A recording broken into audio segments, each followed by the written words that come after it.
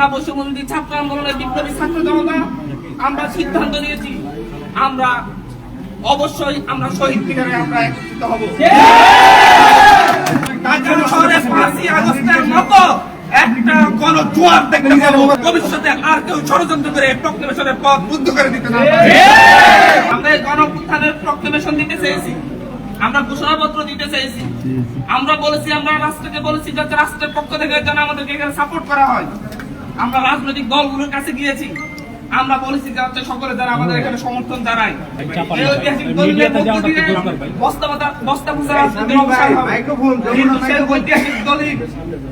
যাতে আমরা উপস্থাপন করতে না পারি, যাতে আমরা উপস্থাপন না করি, সেই ক্ষেত্রে বিভিন্ন ধরনের বাধার সৃষ্টি করা হয়েছে।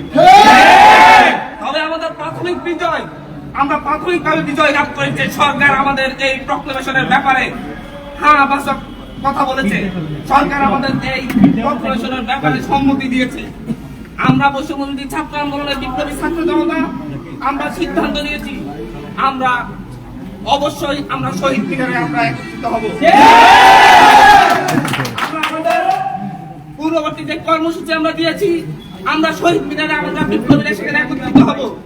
আমাদের সরকারের পক্ষ থেকে প্রক্লেমেশন আসবে, কিন্তু তাই বলে আমাদের একত্রিত হওয়া বন্ধ হয়ে যাবে না। 5ই আগস্ট ঢাকা শহরের প্রতিটি বাড়িঘর থেকে মানুষ নেমে এসে দেশের গণঅভ্যুত্থানের পক্ষে শপথ নিয়েছিল। গণঅভ্যুত্থানের ফ্যাসিস্ট হাসিনার বিরুদ্ধে মানুষ রাজপথে নেমে এসেছিল।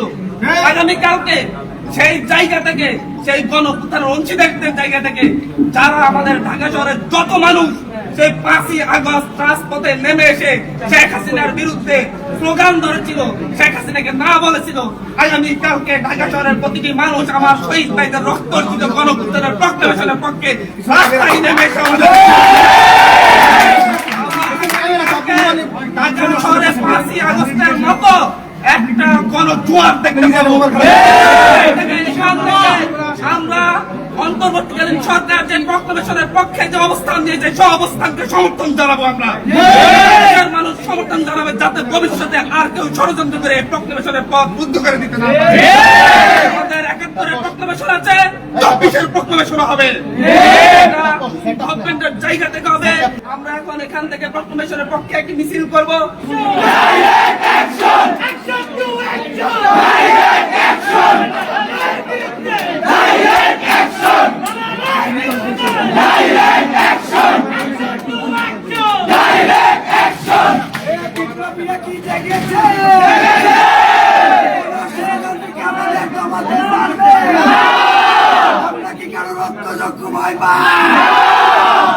রাষ্ট্র সিদ্ধান্ত দিবে নাকি বিপ্লবীরা রাষ্ট্রকে